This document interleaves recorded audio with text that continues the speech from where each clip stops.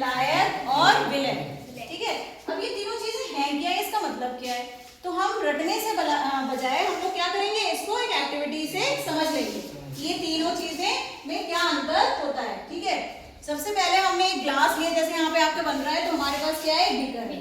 ठीक है, उस बीकर में हम फिर से क्या करेंगे, पानी डाल देंगे।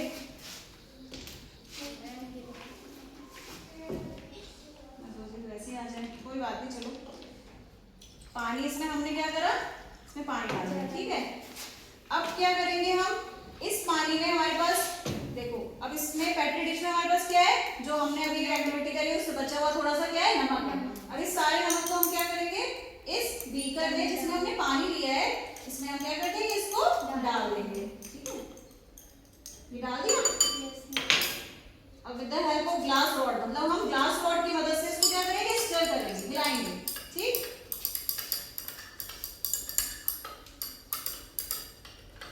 जिससे कि पूरी तरीके से नमक क्या हो जाए, घुल जाए पानी में। ठीक है, देखो अभी पूरी तरीके से क्या हो रहा है, घुल रहा है, घुल गया ना, है ना, कहीं दिख रहा है नमक और कहीं कोई पार्टिकल्स दिख रहे हैं, नहीं दिख रहे हैं, है ना, तो हमने इसको पूरा तरीके से मिला दिया।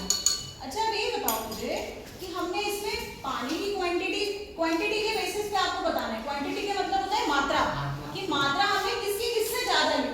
ठीक है, पानी की मात्रा हमारे पास अधिक थी और नमक की मात्रा हमारे पास कम थी। तो देखो इस चित्र में मैंने यही समझाया है कि अगर हम जिस चीज की मात्रा ज्यादा लेते हैं, जैसे पानी ज्यादा लिया, तो उसे हम क्या बोलेंगे, विलायक बोलेंगे। ठीक है, और जिसकी मात्रा हम कम लेते हैं, जो चीज घुलनी है हमें, उसको हम क्या बोलेंगे, मतलब विलय बोलेंगे, और उसकी मात्रा क्या होगी, कम है।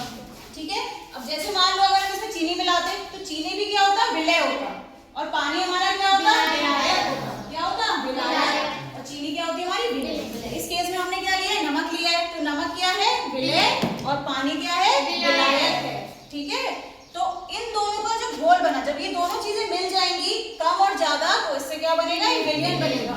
तो विलयन बिल्कुल सेम नहीं, समांगी मिश्रण की तरह, दो या दो से अधिक तत्वों को सेम, मतलब एक जैसे संगठन, यूनिफॉर्म कंपोजिशन, एक जैसी रचना, ये समांगी मिश्रण को हम विलयन बोलते हैं। समझ में आ रही है बात?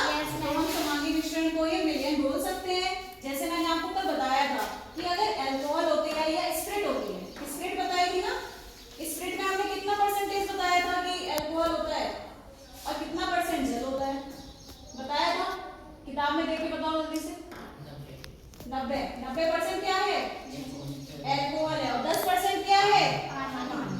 ठीक है, तो आपने यहाँ पर देखो क्या है, उल्टा हो जाएगा, रेक्टिफाइड स्पिरिट या स्पिरिट में 90% सबसे ज्यादा मात्रा में अल्कोहल है, तो ये आपकी विलय होगी, विलायक होगी, विलायक होगी, क्या होगी, विलायक होगी, और जो कम मात्रा में 10% में जल है, विलय होगी।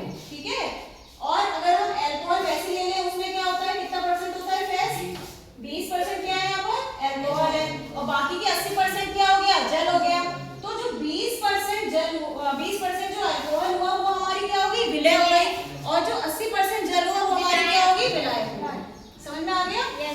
ठीक है, तो जिसकी मात्रा ज्यादा, परसेंटेज में आप देख लेना, जिसकी मात्रा अधिक होती है, कोई मतलब नहीं, कोई हमें याद नहीं रखना, बस हमें याद रखना है जिसकी मात्रा ज्यादा होगी वो विलायक होगा, और जिसकी मात्रा कम होगी वो विलय होगा, और दोनों जब मिल जाएंगे, समांगी मिश्रण बन जाएगी, तो क्या बन जाएगा, विलय। ठीक है, तो कॉन्सेप्ट क्लियर हो गया? इन तीनों की परिभाषा याद करने की जरूरत है नहीं, बहुत सरल है। विलयन क्या होता है, समांगी मिश्रण को ही बोलते हैं, एक जैसी संगठन या एक जैसी रचना को हम क्या बोलेंगे, विलयन बोलेंगे। विलायक क्या होगा, जो हम विलयन में जिसकी मात्रा ज्यादा है, तो वो विलायक होता है, जैसे कि पानी और नमक में पानी की जब मात्रा ज्यादा है तो विलायक हो गया ये। विलय क्या हो गया, जिसकी मात्रा कम हो गई वो क्या हो गया, विलय हो गया। अब बताओ मैंने यहाँ पे परिभाषा, बुकिश परिभाषा याद करी है, नहीं याद करी है ना, तो आप इसको समझा सकते हो, आप डायग्राम बना सकते हो अपने चित्र को और अच्छा से समझाने के लिए टॉपिक को।